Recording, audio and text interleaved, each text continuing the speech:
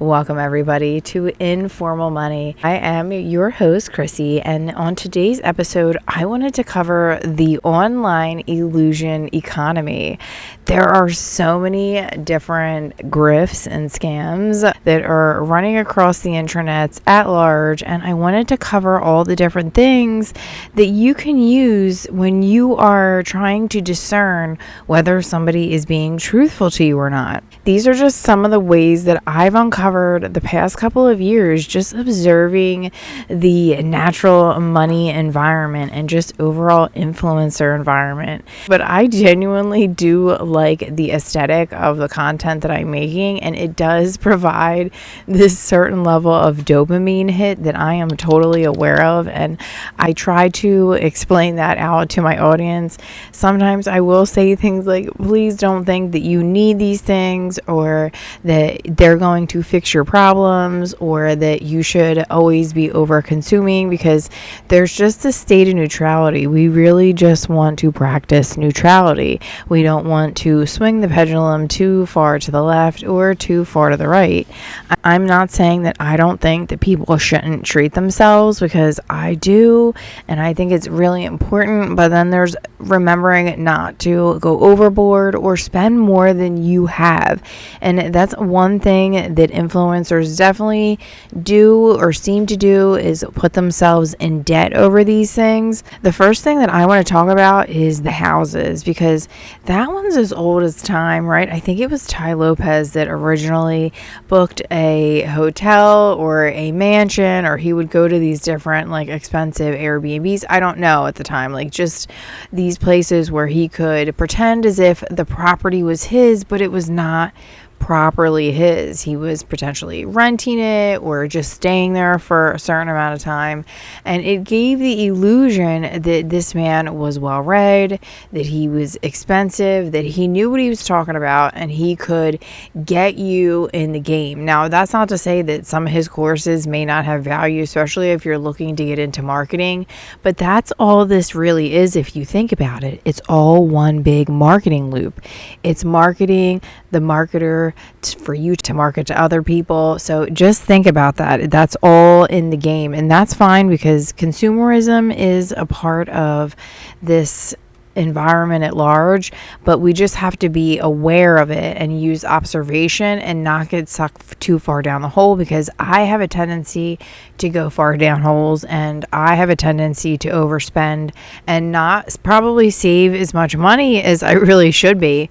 But these influencers often just rent the houses, and then sometimes what seems to be really popular lately is renting an Airbnb and then taking pictures, especially pictures where the person is deep in thought or just doing this mundane thing in their kitchen, and then they will play some sort of music over it, some sort of popular R&B sound or something, and then they will place motivational speeches or some sort of quote or some sort of thing to entice you to come into their course, to purchase what they're trying to show you has changed their life.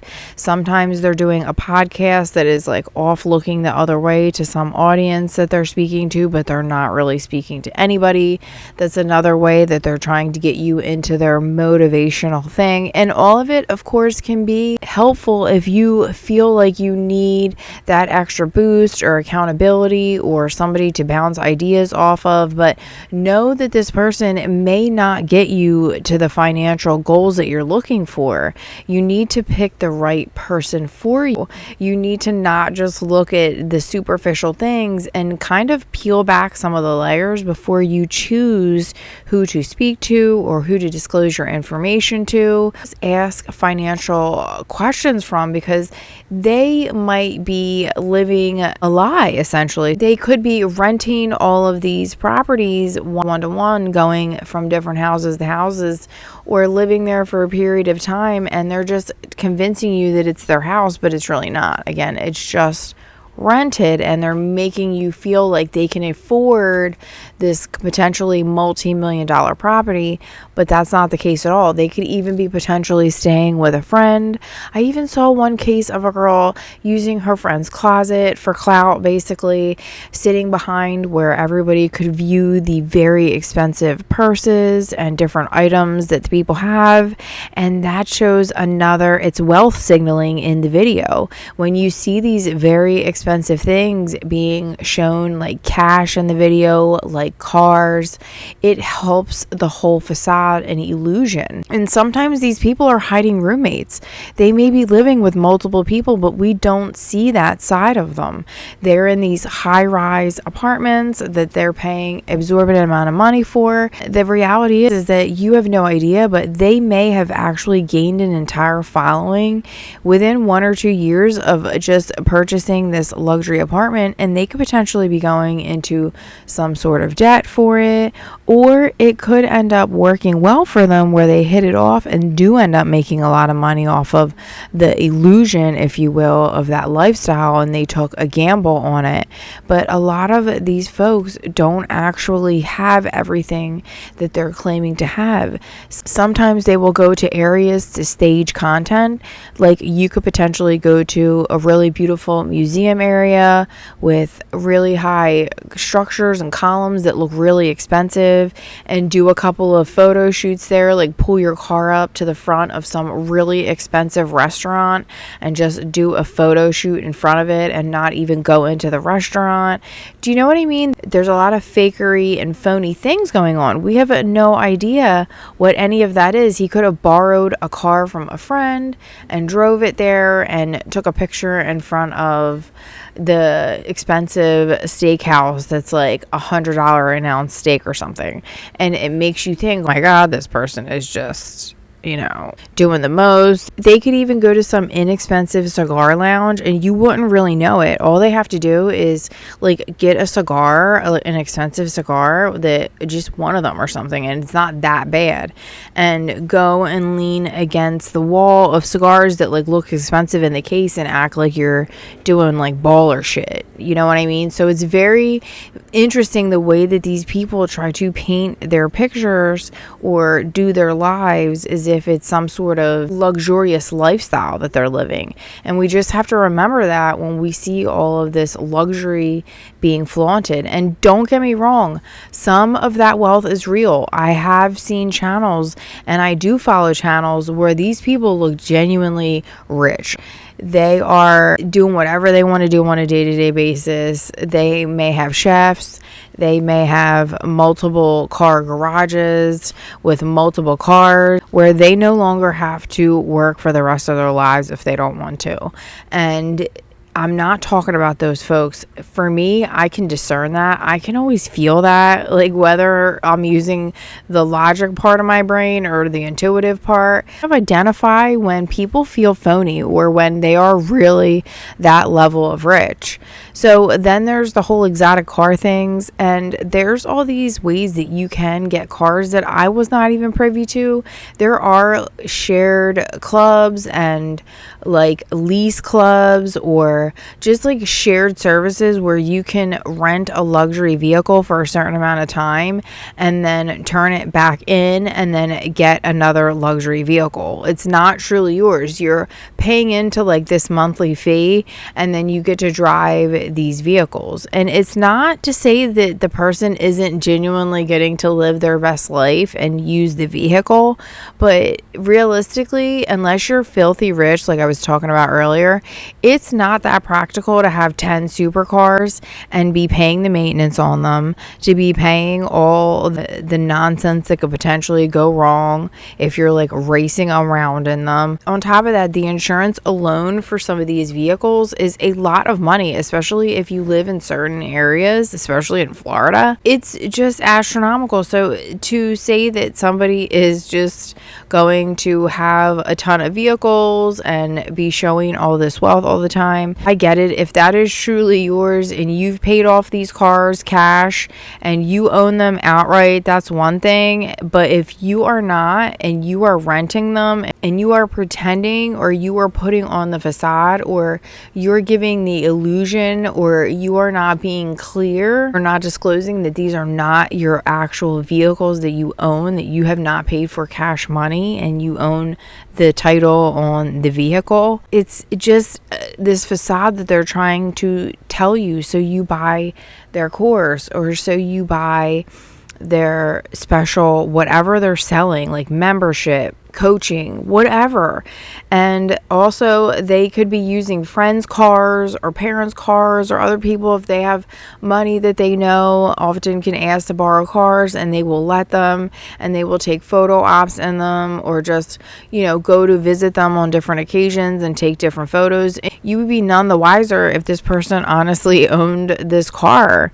And then there's times where people specifically rent things to take pictures, like renting Uber Blacks to take pictures in, to look rich, like they're being taken care of, parking in front of mansions, like I mentioned earlier, in front of expensive restaurants, in front of large expensive structures and hotels. You can even go into hotel lobbies, for example, and you don't have to even be at that hotel. I've done it so many times down here in Sarasota, and walked right onto the beach and had dinner right on the beach, because you can do that in a lot of these hotels. And you could just take pictures, and you could pretend like you live beachfront and that's your lifestyle, and you just take 10 pictures there and just post different pictures every day, and just go to a different hotel and just act like you're at these different extravaganzas all the time. And people are none the wiser, and they think that you're rich, and they think that you have this fabulous exotic lifestyle, which you do by proxy, sort of, but you're essentially participating in some of the things that you're pretending to participate. Like, you're not going all the way. You're not going into the restaurant to eat. You might just go to a really cheap restaurant afterwards. You're not going into the store and dropping $15,000 on a bag. You're walking away and going to another store. You're not doing the things that you were trying to claim that you're doing. You're not going and having beachfront dinner. You're walking away. You're just using the property or the person to procure photos and to post them online. The fake businesses and incomes. People claim to have 7- and 8-figure businesses and incomes, and unless they can show that to you in some sort of like tangible business, like an accredited business, or somewhere that that somebody could give actual reviews, because that's another thing people do. They fake reviews, or they use reviews over and over. Same damn review regurgitated, and it's like, no, that's the same review. How many times are we going to hear that same one? They have no other businesses outside of coaching people to do this thing, like to make money, or to sell products, or to do digital this or digital that, or just coaching, like life coaching or financial coaching, or whatever type of coaching to get you to the quote unquote next level and to join their community. And I'm not saying by any means that these things don't serve value. I'm sure that there's plenty of people that can account for these coaches out here or these programs, but then there's so many people that actually end up disliking them, and they feel like they've been sold something that they thought it was going to be more. It's not. It was a facade. They thought it was going to be something that they were really going to learn a lot from, or that it was going to be legitimate, this thing, and it turned out to be a lot of fraudulence, or things that you could just get on ChatGPT or the internet, or for free on YouTube, just searching through videos. Realistically, you were just paying for regurgitated information, and that can become frustrating.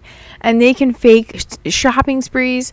What I have seen has been on the rise too, with especially influencer culture, is wanting to do haul videos. And I understand that, because I like shopping and I like hauling too, but you can put yourself into major debt over that.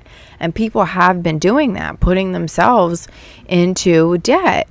And to counteract that, they've been purchasing things and then returning them. So you could potentially buy $200 or $300 worth of clothes and jewelry and accessories and shoes and whatever else, and trinkets and all the things, purses, buy them all on, potentially even with them for photo ops, and then return it all.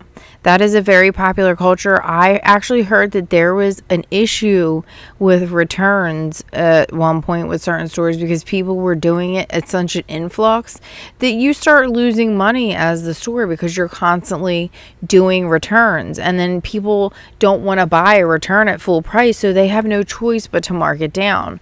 So just this fakery of things that are not actually occurring, and faking testimonials, faking views, faking subscribers. Sometimes we'll get disillusioned with seeing somebody's subscriber count and they're not even real subscribers. They're bots, they're bought. They are there because they were farming them or whatever, what have you.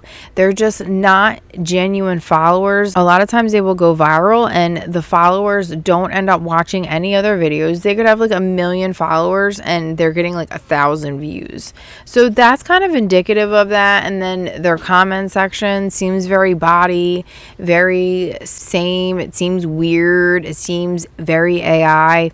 They will buy comments and you're none the wiser. You think that they're getting all this engagement. They have these phenomenal channels. They're doing so well. And meanwhile, it's all them doing all the engagement. Illusion is the traveling thing where people are always traveling, but they don't show you that they're not buying first class tickets a lot of the times. They're not showing you all the hustle and bustle and nonsense of the traveling. They're not showing you all the hiccups or when it goes wrong. Or if they are, they kind of like play it into the story and make it like a drama and then show you like a ton of highlight reels, which I totally understand. And I'm sure that is the person having a good time and there is some legitimacy to it. But what you don't see on the background is that they might not be able to afford that stuff. They might be finagling for it. They might be putting themselves in debt over it. They might be fighting with partners in the background over certain things. There's just all these things that you don't know that could be going on in the background. And it really isn't maybe this truly magical experience they try to paint the picture of online that they want to sell you that it is. And sometimes people just straight up use fake green screens, try to appear in luxurious places at all times, give you this illusion of vagueness and never really give you the full picture of who they are or how they live or their lifestyle. And then there's like dressing extremely expensive, wearing watches and just all the accessories that go with that lifestyle, the soft life, walking around with a coffee everywhere. And don't get me wrong, I even get caught up in doing this myself. It's hard for me to want to post my life online and not do a lot of the trends or do things that I see that I like and try to put my own spin on them and make it interesting. But sometimes it can feel like farmed content, and I'm again acknowledging that, and I understand that, and it's an internal battle that I deal with because I like to shop too. I don't think I'll ever officially stop shopping forever. It's like if I want to share it, it could be potentially promoting overconsumption, and it's just like, no, I'm trying to show you what I do consume, but with some sort of caveat that let's not try to abuse this, that I don't want you to think that I'm saying, yes, this is fabulous, let's spend all the money, let's get all the dopamine hits, and sometimes just live vicariously through other people or go shopping and not actually buy anything. I'm trying to embrace that side more. But these influencers will haul these really expensive things and, like I mentioned before, return them too, even at these high-end shops. You have no idea. I've heard stories from people that I knew before worked at high-end stores like Nordstrom, and people would return so many things and they had to take them back. So this level of nonsense has been going on since forever, and now it's just gaining popularity on the internet, and it's just being showcased so much there, and it's making it be crazy because sometimes people will show you their skincare and it's literally every piece is a $45 piece of skincare or $100 piece of skincare, and it's insane. And sometimes it's sent to them and we have no idea, but they're trying to showcase to you in these videos how much money they have and how fabulous their life is. And another popular thing is a counterfeit culture. A lot of these influencers also will just straight up use fake items and we have no idea. And they have you thinking that they're wearing Louis Vuitton this and Chanel that, and it's all fake. You think that they're $2,500 bags and they don't let you know it, and you have no idea that all their designer nonsense that they claim that is truthful is not. It's all fake, and they are flexing as if they have all this money to purchase these luxury items.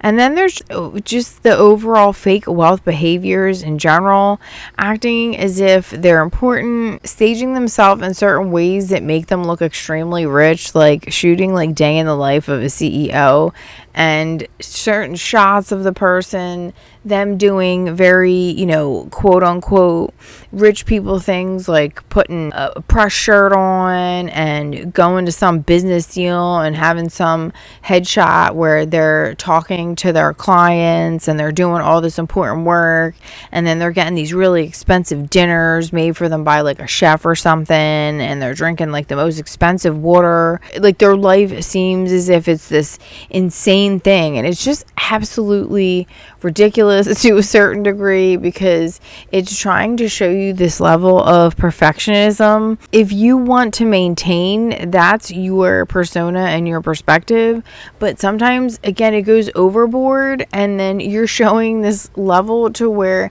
people could potentially feel super uncomfortable about the level that they're at. And I don't think that's why we should consume this content.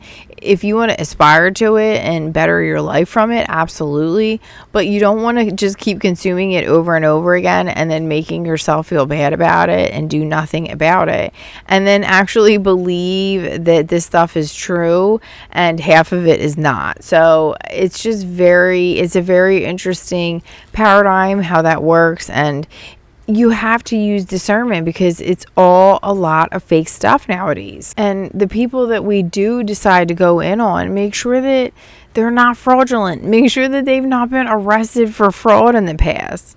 Maybe research a little bit if you're going to dump thousands and thousands of dollars into coaches. I did purchase a coach one time for experimental purposes.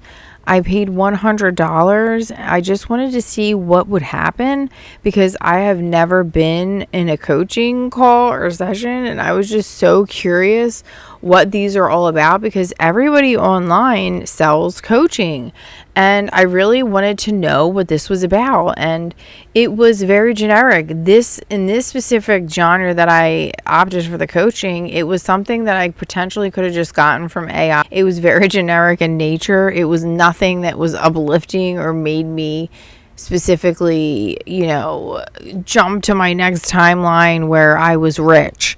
So it's very interesting how the coaching works, and it's often not something that you can do with a few sessions with somebody. You need to have long-term goals and have accountability, and it's almost like having a creative partner, a creative coach. It's not even like a coach per se. You would want somebody that can help you get into your creative flow, and I suppose a coach can do that, but a lot of these coaches just seem to be selling you their regimen, not necessarily trying to work with you and your needs individual. It's like this package deal that I've said that you need to do 1, 2, 3, and 4 because it worked for me, and I'm convinced that it'll work for you. And the interesting part about a lot of these things is we have to find the things that work for ourselves. Oftentimes when we try to replicate exactly what somebody else may be doing, it may not work the same.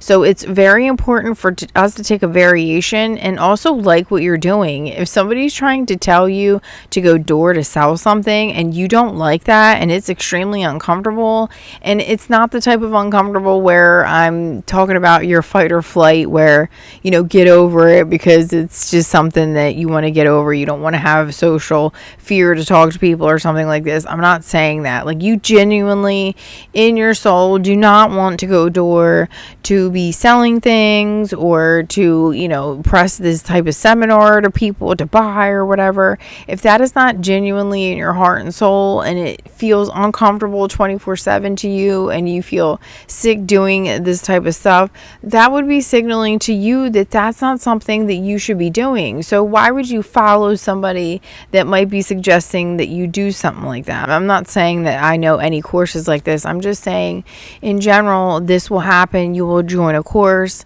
The instructor will be telling you things that they think that you should be doing, and it's what quote unquote may have worked for them.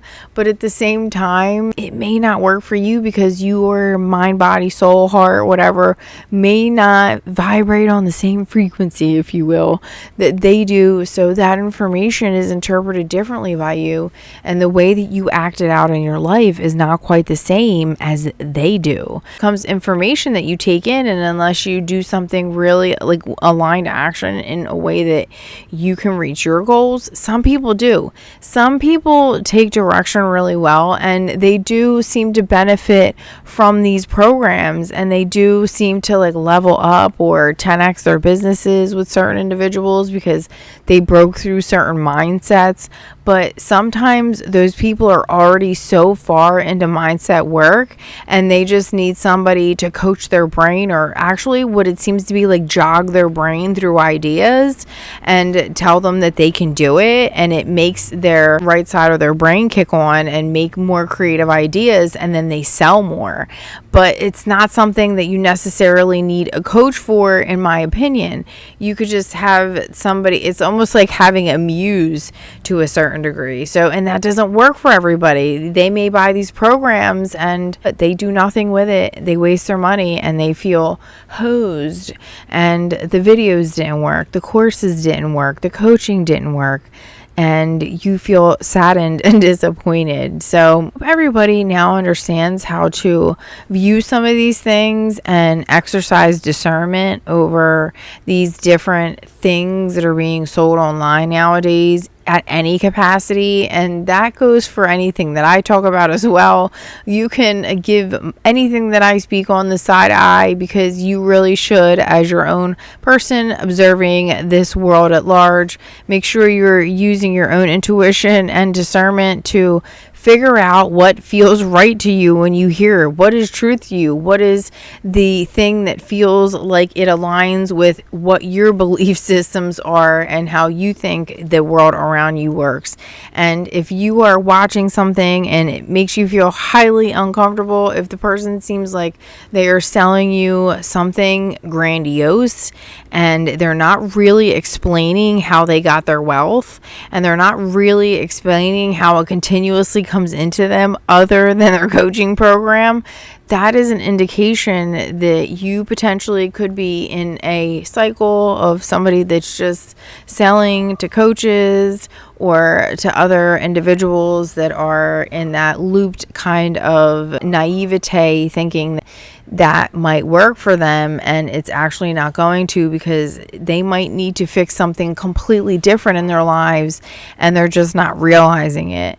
So that's why it's definitely important to step back and realize that you have a lot of power in your own life. And I think all of these programs and masterminds, I think all of them are fantastic. But at the same time, they should be used with your lens of the world and not just taking exactly what other people say for face value, looking into it, researching it, seeing if it's for real, because some people, they could be lifelong scammers and you have no idea. You are none the wiser. You think that this is some new fantastic thing and they're showing you all this new cool stuff. And meanwhile, they have criminal histories and they have just stories behind them of all this shady stuff that makes you feel uncomfortable, and you thought that they were something that they're actually not. And I'm not saying that people can't change over time, but sometimes where there is smoke, there is fire. So just again, remember to always think deeply before you have to pay large sums of money to people over the internet. I hope everybody enjoyed this, and until the next time, guys, I hope you all remain financially astute. Bye, guys.